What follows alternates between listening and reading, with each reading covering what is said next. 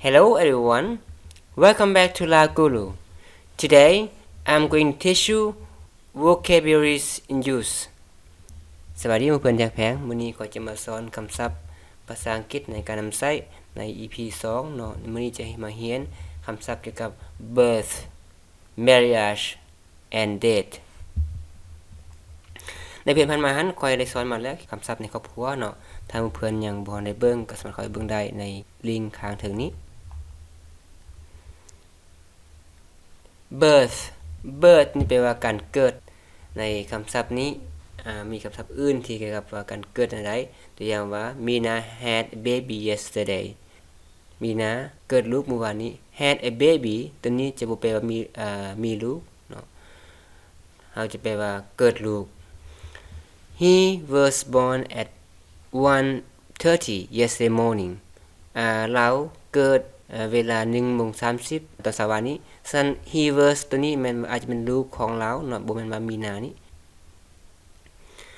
He weighed 3 kilograms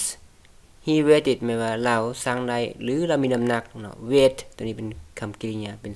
2เรามีน้ำหนัก3กิโลกรัม Early warning เนาะเป็นคำเตือนพวกเราเว้าว่า Mina had a baby เฮาจะบอกว่า Mina got a baby คำหมายว่าเกิดนี่เฮาจะบอกว่า got a baby เนาะต้องว่า had a baby นั่นนี่แล้วก็ he or she was born แปลว่าเราเกิดหรือว่านางเกิดเนาะตัวนี้เฮาจะบ่ใช้ว่า he or she born หรือว่าจะบ่ใช้ว่า he or she is born นั่นนี่เพราะว่าตัวนี้เป็น past tense B marriage แปลว่าการแต่งดองหรือการแต่งงานกับผู้ใดเนาะ If you don't have a partner you are single หมายว่าถ้าเจ้าบ่มีคู่มีคู่ครองเจ้าแม่นโสด single แปลว่าโสด a partner นี้จะแปลได้คู่ครองนะก็หมายถึงเมียหรือผัว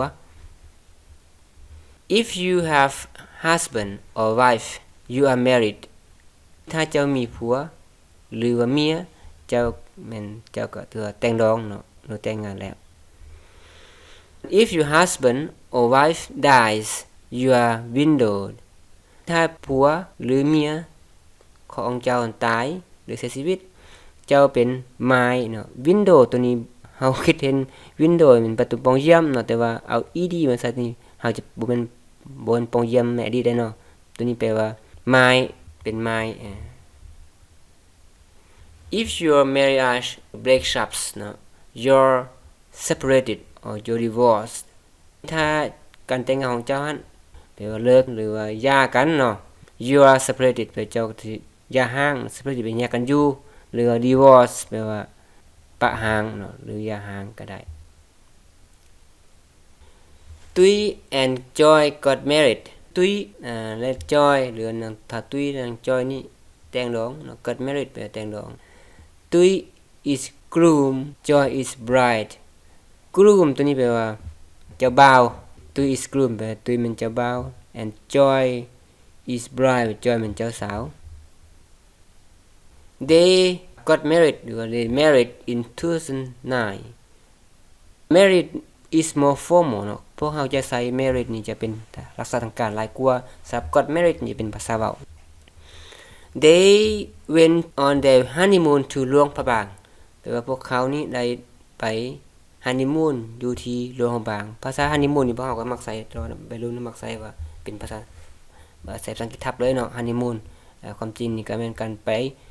เที่ยวหลังจากการแต่งดอกไม้นะ They were married for 3 years เขานี่ได้แต่งดอกเป็นมา3ปีแล้ว Note เนาะตัวนี้ชื่อไว้เนาะตัวนี้มันTui got married to Joy ภาษาอังกฤษจะว่าตุยแต่งดองกับ Joy แล้วตุย married to Joy เฮาจะบอกว่า with Joy เนาะคือภาษาลาวนี่ภาษาลาวว่าคันแต่งกับมัน with แต่ว่าภาษาอังกฤษแท้ๆมันจะว่า to เนาะ got married to หรือ married to Joy สิอย่าลืมเด้อเพราะว่าคันสิแปลความลาวเป็นศัพท์ๆมันชื่อว่าใส่ with เนาะแล้วก็ I go to the wedding party ค่อยไปงานดองเนาะหรือไปดอง C death death แปลว่าตายเนาะหรือเสียชีวิตสันคำศัพท์เสียชีวิตนี้จะมี then ตุย became ill ถ้าจากนั้นมันตุยนี้เริ่มป่วยนะจะป่วย became ill ตัวนี้จะบ่แปลว่าตุยได้กลายเป็นป่วยเนาะนี่แปลว่าตุยนี่